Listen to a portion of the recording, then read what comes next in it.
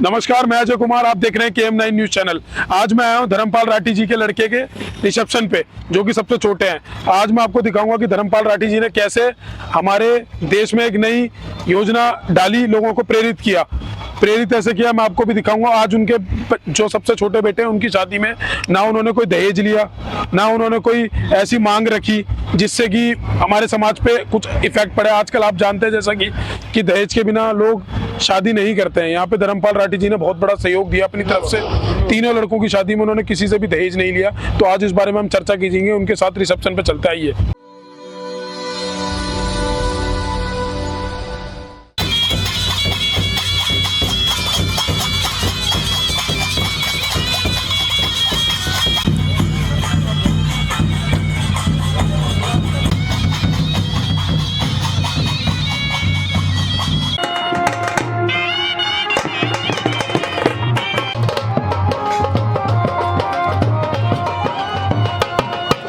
ये मैंने आज नहीं, हमारे बड़े बेटे की शादी 2018 में हुई थी, जब भी हमने 101 रुपये लिए थे। दूसरे बड़े बेटे की 2020 में, जब भी 101 रुपये लिए थे, लगन, सगाई और भात। और ये तीसरे बेटे की शादी है, इसमें भी हमने लगन, भात, सगाई सब 101 रुपये। तो हमने ये जो दहेज की कुप्रथा चल रही है समाज में, जो कुरीतियाँ चल रही है, उनके खिलाफ हमने अपनी तरफ से सोचा है कि अगर लड़के वाले दहेज नहीं मांगेंगे तो लड़की वाले अपने आप देने, लड़की वाले तो जो दहेज देते हैं वो मजबूर होते हैं देने को। अगर लड़के वाले दहेज नहीं लेंगे तो ऑटोमेटिक समाज सुधर जाएगा। तो हम तो समाज सुधारने का काम करने का काम किया है, जो समाज में आज बहुत बुरी तरीके से है। मैं तो कहूँगा कि दहेज एक भयंकर कलंक है हर समाज पर, सर्व समाज पर। अगर ये दहेज ना हो तो जिस तरीके से बेटियों की आज दुर्गति होती है, 10 दिन में कोई दहेज के ऊपर छोड़ रहा है, कोई गाड़ी के ऊपर छोड़ रहा है, कोई पैसे के ऊपर छोड़ रहा है, इस तरीके की जो समाज में कुरीतियाँ चल रही है। मेरा ये मानना था कि अगर लड़के वाले, मेरे तीनों लड़कों की जो शादी हुई थी, तो हमारे तीनों बेटे, दोनों LLB कर रखी है, तीसरे ने BA B.Ed कर रखी है, बेटियों ने भी LLM कर रखी है। अभी जिस लड़के की शादी थी, बड़े वाली ने BA B.Ed कर रखी है, दोनों ने।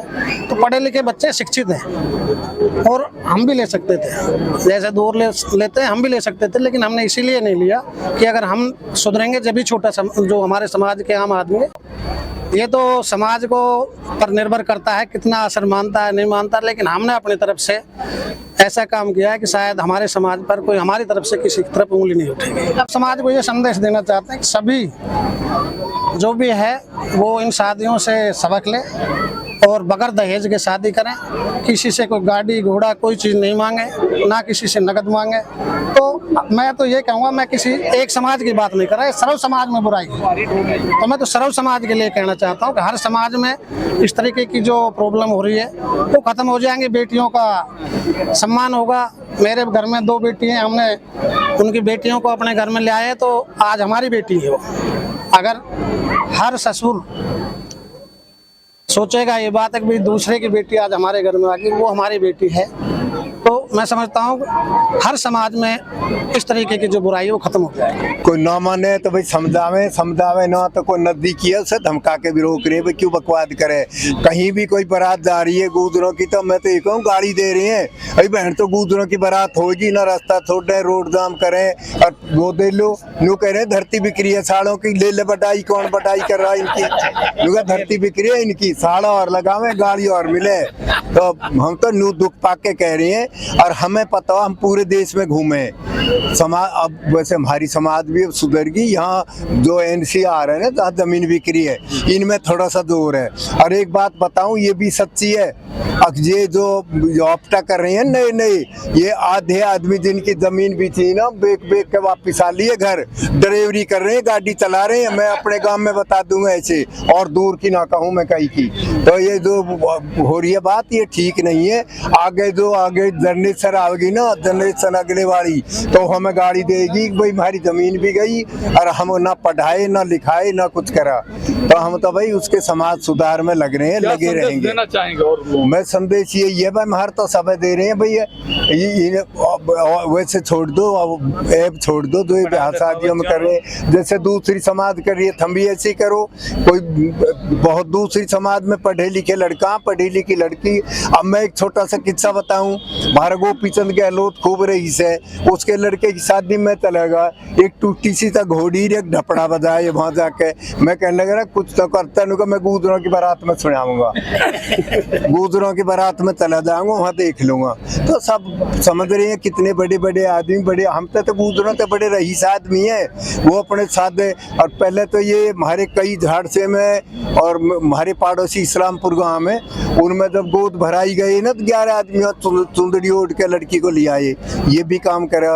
और बिगर दान के दहेज के हो रहे, पढ़ी लिखी समाज है, पढ़े लिखे बालक, पढ़े लिखे उनके माँ बाप, वो ढंग से अपना वो कर रहे हैं। ये तो अनपढ़ता हमारी, अनपढ़ता के कारण हम बिना शिक्षा के कारण पीछे रही हैं।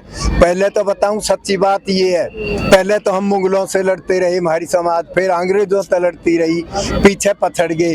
और अब अपने आप से अब हम संपन्न है, हर तरीका से किसी से पीछे ना है। अब हम शिक्षा से पीछे हैं, और शिक्षा से पीछे ना फिजूल खर्ची से, फिजूल खर्ची दो, इसकी वजह से हमारी समाज पीछे है। अब जो पढ़े लिखे, मैं तो युवाओं को भी कहना चाहूँगा, भाई अपने माँ बाप को भी समझाओ और दुनिया का देखो देश कहाँ जा रहा है। अब भी हम पीछे रह गए तो फिर कोई सुधारने वाला नहीं है, पथरते ही चले जाएंगे। तो मैं तो यही कहूँगा समाज से, भाई सुधर जाओ और दूसरों को देख के ही सुधर जाओ।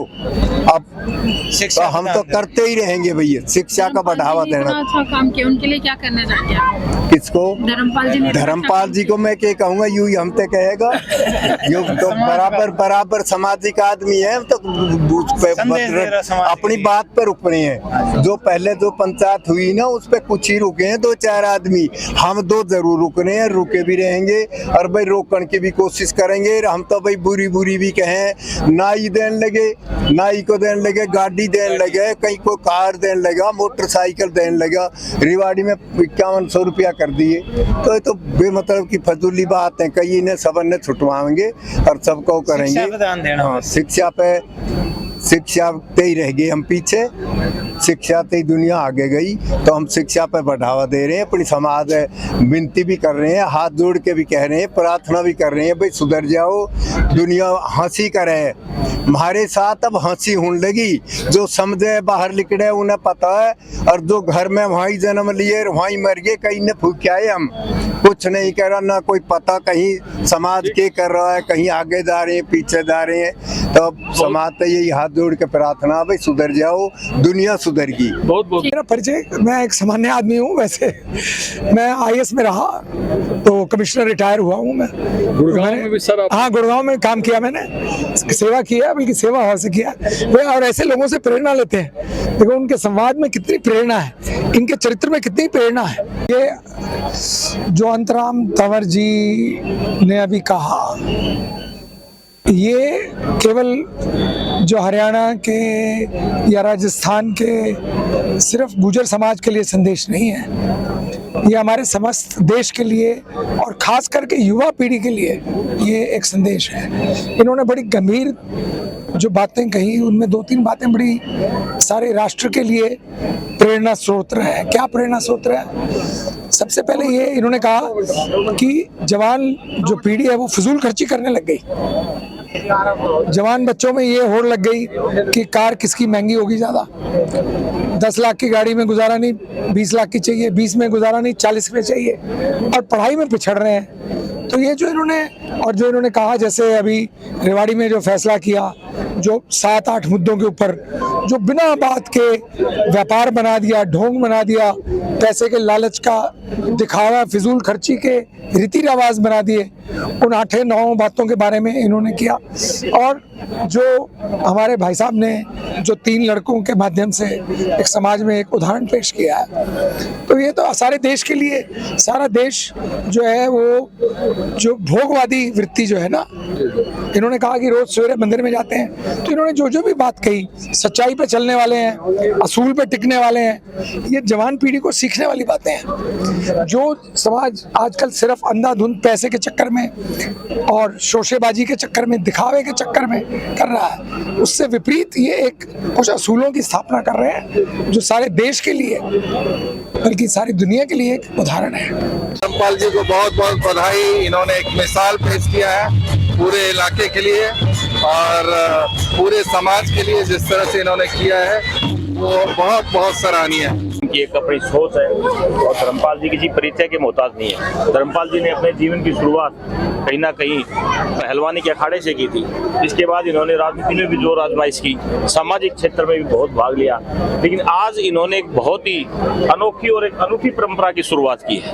कहीं ना कहीं धर्मपाल जी ने आज एक समाज को एक बहुत बड़ा संदेश दिया है कि आज कहीं ना कहीं लोग बेटियों को बोझ मानते हैं, करोड़ों रुपए दहेज में लेते हैं, गाड़ियां लेते हैं, 3-3 4-4 गाड़ियां लेते हैं, इतना सारा सोना लेते हैं, लेकिन धर्मपाल जी ने 101 रुपए से शादी करके कहीं ना कहीं समाज में एक बहुत बड़ा संदेश दिया है कि आने वाली पीढ़ियों को भी इससे सीख मिलेगी। मैं सतीश रावत, भारतीय गुर्जर कल्याण सभा का राष्ट्रीय अध्यक्ष और अखिल भारतीय हिंदू महासभा का प्रदेश अध्यक्ष भी हूँ हरियाणा से। मैं धन्यवाद देना चाहूँगा आदरणीय धर्मपाल पहलवान राठी जी को कि इन्होंने, मैं समझता हूँ कि तीनों ही बच्चों की शादी 1 रुपये में की, ये बड़े ही धन्यवाद के पात्र हैं। मैं समाज के बंधुओं को भी ये मैसेज एक देना चाहता हूँ कि सभी जितने भी समाज के गणमान्य व्यक्ति हैं उनसे मेरा निवेदन है, प्रार्थना भी है कि आप अपने बच्चों की शादी इसी तरीके से करें जिस प्रकार से आदरणीय धर्मपाल पहलवान जी ने की है। मैं Manish Bhardwaj advocate, district court Gurgaon से। धर्मपाल राठी जी ने जो अपने तीनों लड़कों की शादी बिना दहेज के लिए करी है, ये समाज के लिए एक संदेश है, बहुत अच्छा संदेश है। इसमें समाज को, मतलब सब समाज को ये बात, इस बात का पालना करनी चाहिए कि ऐसे ही समाज में प्रोग्राम करना चाहिए जो बिना दहेज के शादी की है। मेरा नाम राज सिंह गागड़वा, जिला भिवानी, लोहारू, हरियाणा। धर्मपाल जी हमारे परम मित्र हैं, उनके न्योते पर उनके बेटे की शादी में हमें बुलाया और हमें बड़ी खुशी, हम लोग यहाँ आए और यहाँ आकर हमने एक चीज़ देखी कि धर्मपाल जी ने 3 बेटों की शादियाँ कर ली।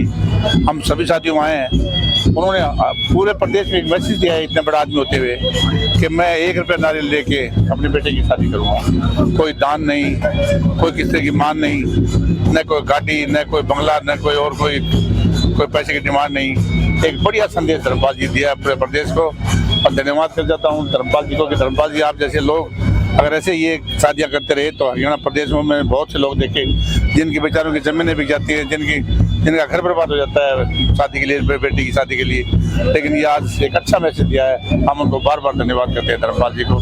मेरा नाम चांद सिंह टोकस है, मैं दिल्ली मिर्गा गांव का रहने वाला हूं और धर्मपाल राठी जी का मैं अभिन्न मित्र हूं और भाई भी हूं। और धर्मपाल राठी जी जैसे व्यक्ति समाज के अंदर बहुत कम लोग होते हैं। धर्मपाल राठी जी ने जो समाज के लिए किया है, जो समाज को एक नींव समाज के लिए एक अलग प्रकार की रखी है। धर्मपाल राठी जी ने अपने जो बच्चों की शादी की है वो एक समाज को देखते हुए की है और समाज में बढ़ावा देने के लिए भी किया है। और धर्मपाल राठी जी ने जो शादी की है, कोई तीनों बच्चों की शादी में किसी प्रकार का कोई दान दहेज नहीं लिया, 1 रुपए के रिश्ते से शादी की है। और ये हमारे समाज के लिए एक बहुत ही अच्छा मैसेज है।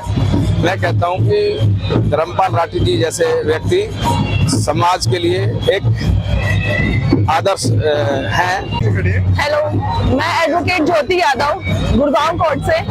धर्मपाल जी के यहाँ पे आए हैं जहाँ अपने तीनों लड़कों की उन्होंने शादी कराई है बिना दहेज के। बहुत अच्छा लग रहा है। दहेज ना लेने से समाज में बहुत अच्छा मैसेज आता है।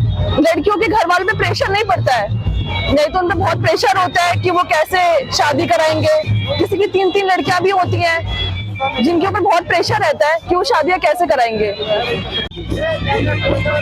मेरा नाम श्रीनिवास है, मैं गांव कोटा से बोल रहा हूं। मेरे जो पास में खड़े हैं मेरे गांव के मौजूद आदमी हैं और आज हम यहाँ पहलवान धर्मपाल जी हैं, उनके बेटे का रिसेप्शन रखा हुआ आज का और वहाँ पर हम खड़े हैं। और ये एक शादी, पहले भी पहलवान जी ने जो शादियाँ की है उसमें भी समाज को एक मिसाल दी है और एक संदेश दिया है। और आज भी पहलवान के छोटे लड़के की शादी का रिसेप्शन है जिसमें पहलवान जी ने ना तो कोई दान दहेज लिया है और न ही कोई डिमांड की है। और पहलवान जी ने सारे समाज को ये संदेश दिया है अब हमको सिर्फ बेटी चाहिए और पढ़ी लिखी बेटी हो और समाज में एक ऐसा संदेश जाए कि दान दहेज से समाज दूर रहे और उसके साथ डीजे और दारू और भी कोई कुप्रथा है जो समाज की, उनसे दूर रहे। मेरा नाम राजकुमार राठी, गांव कोटा से है। भाई साहब ने, पहलवान जी ने जो संदेश दिया है, 1 रुपए का रिश्ता, 1 रुपए की शादी की है, इससे हमारे समाज में बहुत अच्छी सोच की एक प्रक्रिया बढ़ेगी, जिसके कारण सभी समाज में गरीब लोग रहते हैं उनके लिए सुविधा होगी।